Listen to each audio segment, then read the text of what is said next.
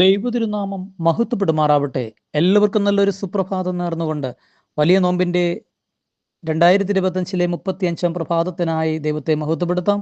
ഇന്ന് ഞായറാഴ്ചയാണ്. നമ്മളെല്ലാവരും വിശുദ്ധ കുർബാനയിൽ ഏറെ ഒരുക്കത്തോടും പ്രാർത്ഥനയോടും കുർബാനയിൽ പങ്കെടുക്കാൻ വേണ്ടിയിട്ടുള്ള ഒരുക്കത്തിലും ആണെന്ന് ഉള്ള വിചാരത്തോടു കൂടി തന്നെയാണ് ഈ വചനം നിങ്ങൾക്ക് അയക്കുന്നത്.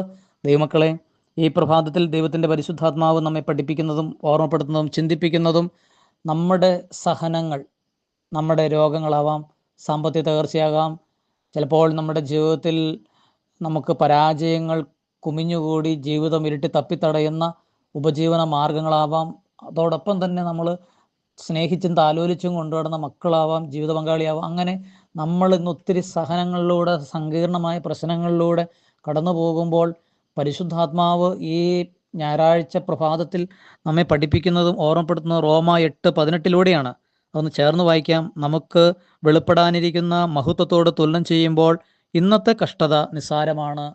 Hallelujah, hallelujah. നമുക്ക് എത്ര സഹനമുണ്ടോ അതിൻ്റെ ഇരട്ടി കൃപകളും അനുഗ്രഹങ്ങളും തന്ന് നമ്മെ ഉയർത്തുന്ന ഒരു ദിവസം വിദൂരമല്ലെന്ന് പരിശുദ്ധാത്മാവ് ആഹ്വാനം ചെയ്യുകയാണ്.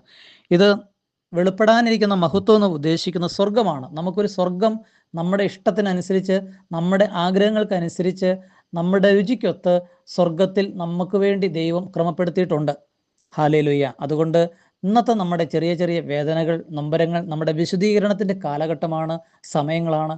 നമ്മുടെ ശുദ്ധീകരണ നാളുകൾ പൂർത്തീകരിക്കപ്പെടുമ്പോൾ സഹോദര സഹോദരി, ഉടനടി നമ്മളെ ദൈവം ഉയർത്തും. സംശയിക്കേണ്ട. വിശ്വാസത്തോടെ രാമീൻ പറഞ്ഞ് കുർബാനയിൽ നമ്മുടെ ഈ സഹനങ്ങൾ, വേദനകൾ, നൊമ്പരങ്ങൾ, രോഗങ്ങൾ, തകർച്ചകളെല്ലാം സമർപ്പിക്കാം.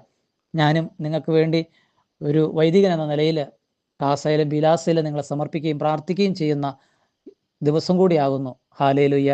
നിങ്ങൾക്ക് എല്ലാവർക്കും നല്ലൊരു പ്രാർത്ഥന ആശംസ നേർന്നുകൊണ്ട് പ്രാർത്ഥനാപൂർവ്വം പുത്തൂർ കുടിലിൽ ജയ്മോനച്ചൻ.